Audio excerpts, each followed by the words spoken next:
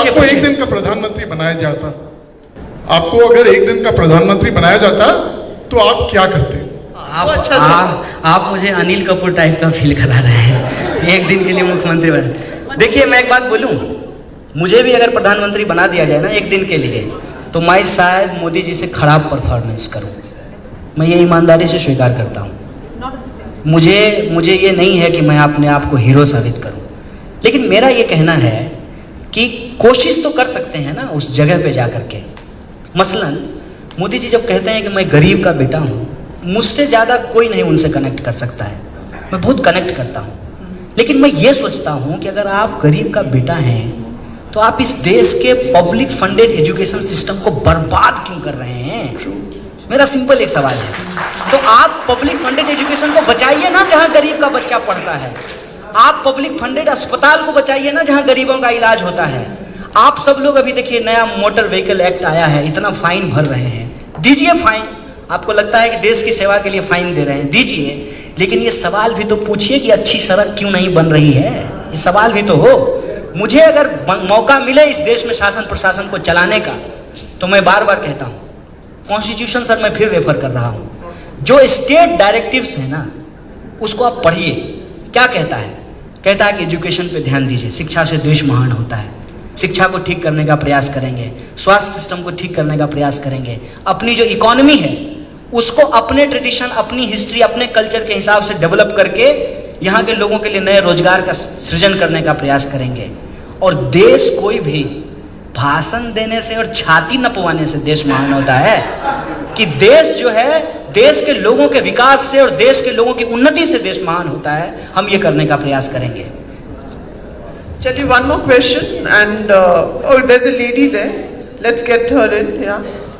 कन्हैया जी, हम आज आपको कन्हैया जी बोल रहे हैं, और हम भी ने आपको अभी बैठ के बोला था कि अगर हमारे नाम नहीं बताना चाहते थे। नहीं, हमने आपको बोला था कि अगर हमारे हाथ में गन होती उस दिन जब हम दिल्ली में थे और हमने ये सुना था आपकी आवाज में, हम आपको शूट कर देते।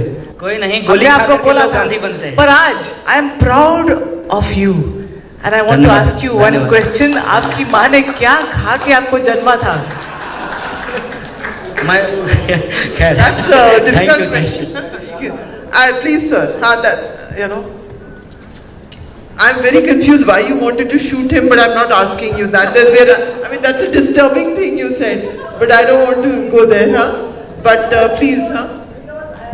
Okay. But the desire to shoot people who are in any case have a lot of enemies is scary. But I can tell you, कई बार गांधी बनने के लिए गोली खानी पड़ती है। चलिए बोलिए, आप सवाल पूछिए। आप बहुत देर से सवाल सर मेक इट क्विक। नहीं, मेरा एक सवाल है।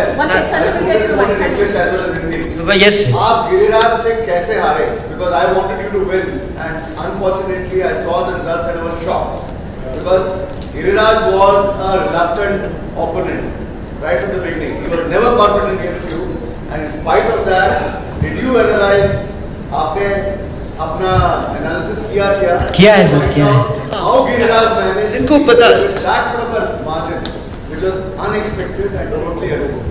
Sir, I want to see you as the next PM of this country. Oh, it's too much. It's a heavy burden, sir. Sir इसमें सिंपल ये है कि कभी कभी आपको ऐसा होता है कि कॉल आता हो फ़ोन पे कि लोन लीजिएगा, नहीं चाहिए लोन, यार रखो फ़ोन। तो अभी हम लोगों की स्थिति ये है सर कि हम लोग घूम घूम करके कह रहे हैं, तो लोग मुंह पे दरवाज़ा बंद करके कहते हैं कि नहीं चाहिए तुम्हारा पैकेज।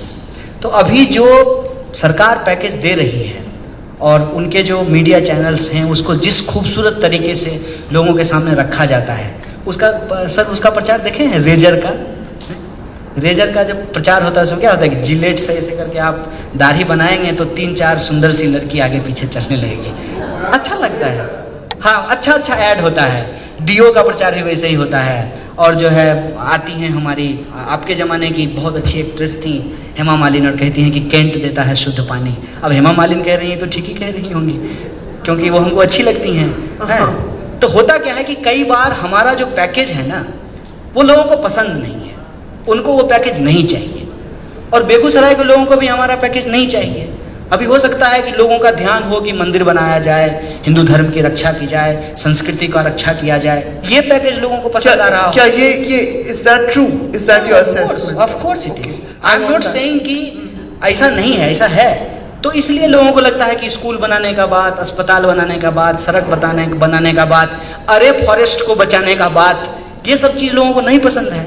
लेकिन मैं ये कहता हूं कि अगर हमारी बात सत्य है, अगर किसी भी मनुष्य का जीवन रोटी, कपड़ा, मकान, शिक्षा, स्वास्थ्य, पर्यावरण और सेल्फ रिस्पेक्ट, सबको सेल्फ रिस्पेक्ट चाहिए, इससे बहुत देर तक बियॉन्ड नहीं जा सकता है।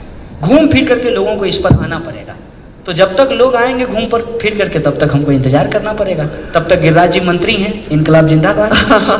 अच्छा Kanhaiya, I want everyone in the audience, I don't know आपका मूड बना है कि नहीं बना है, कि वो जो आवाज जिसके वजह से आप सब पहचानने लगे कन्हैया कुमार है क्या चीज, वो आवाज जो आप जेल में जो गाना गाते थे, क्या आपका मूड है कि थोड़ा सा हमें सुना दे?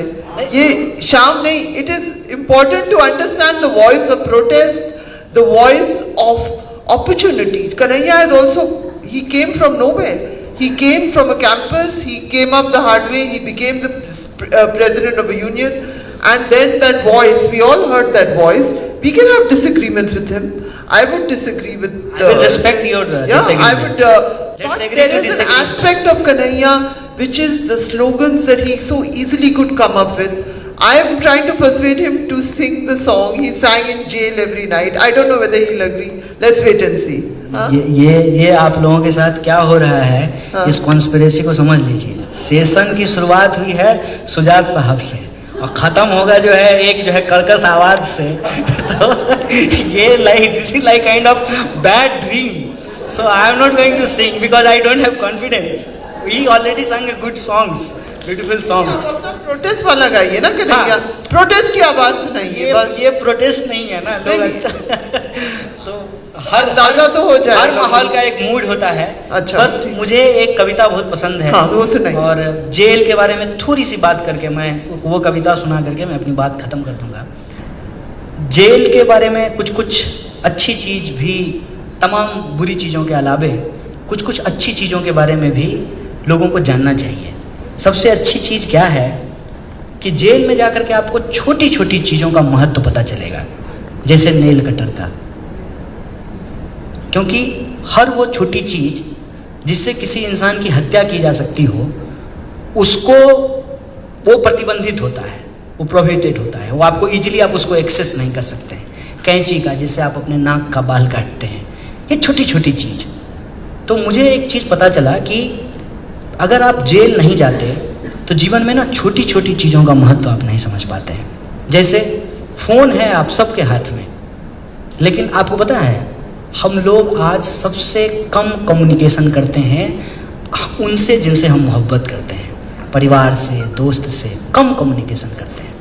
5000 दोस्त होंगे फेसबुक पे, रियल ज़िंदगी में 15 भी मेंटेन करके नहीं रख पाते हैं।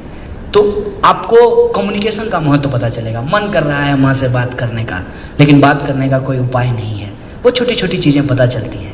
इसके अलावे 24 घंटा जो है वो बहुत बड़ा समय है, ये ऐसे नहीं पता चलता होगा। लेकिन जेल में जो ये 24 घंटा होता है, उसको बिताते हुए आपको पता चलेगा कि 24 घंटा बहुत ज़्यादा होता है। इस 24 घंटे में बहुत कुछ किया जा सकता है। लेकिन जेल से बाहर जो सामान्य जीवन है उसमें ये नहीं पता चलता है। एक और इंटरेस्टिंग चीज़, मुझे जेल से बाहर आने के बाद भी यही महसूस होता है कि मैं आज भी जेल में हूँ। फ़र्क यही है कि बाउंड्री नहीं पता चल रहा है। जेल की दीवारें दिखती हैं, समाज को जिस तरीके से जेल बनाया गया है इसकी दीवारें नज़र नहीं आती हैं। कभी आप जो मर्द हैं वो औरत होने को, औरतपन को एक बार महसूस कीजिएगा कि आपको तो जब भी मन किया, हैदराबाद तो वैसी सिटी नहीं है लेकिन मैं दिल्ली में रहता हूँ, कभी आपको मन किया तो आप निकल लिए रोड पे, तो ज़्यादा से ज़्यादा आपको इस बात का डर होगा कि कोई मेरा मोबाइल छीन लेगा, कोई मेरा पर्स छीन लेगा। ये डर नहीं होगा कि कोई मेरे साथ बलात्कार कर लेगा। ये जो पीड़ा होती है, इस पीड़ा को जब आप समझने लगेंगे तो आपको पता चलेगा कि यह समाज भी एक तरीके से खुला जेल है बहुत सारे लोगों के लिए। खाना है, खाना रखा हुआ है, सजा हुआ है शीशे के भीतर, आपको भूख लगी हुई है, लेकिन आपकी पर्स आपको इजाज़त नहीं दे रहा है, तो आप खा नहीं सकते हैं। दीवारें हैं, दिखती नहीं हैं। ये एक चीज़ मुझे बाहर आकर के पता चला। इसीलिए जेल का जो टाइम था उसमें मैं कोशिश करता था कि इसको खूब मज़ेदार तरीके से जिया जाए। तो क्या क्या कर सकते हैं?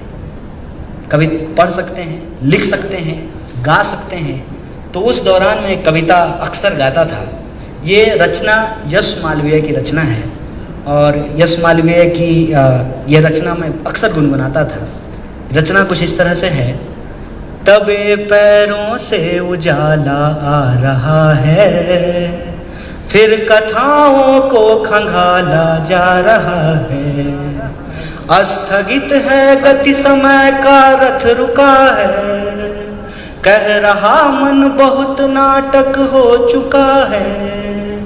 दृष्टि में है रोशनी की एक चलनी, और गाढ़ा धुआं चाला जा रहा है। जो नशे में धुत हैं उनकी कहें क्या, जो नशे में धुत हैं उनकी कहें क्या। होश वालों को संभाला जा रहा है। ये गाना मैं अक्सर गाता था। बहुत बहुत शुक्रिया, thank you. That was absolutely brilliant, and I got Kanhaiya to sing, so I'm very proud of myself. Thank you, thank you, thank you. आप सब लोगों को बहुत बहुत धन्यवाद।